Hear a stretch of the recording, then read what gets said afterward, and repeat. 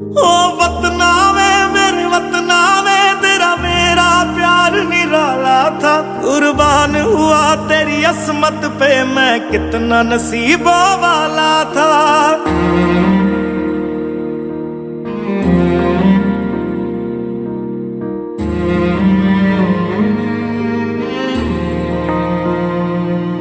तेरी मिट्टी में मिल जावा गुल बन के मैं खिल जावा इतनी सी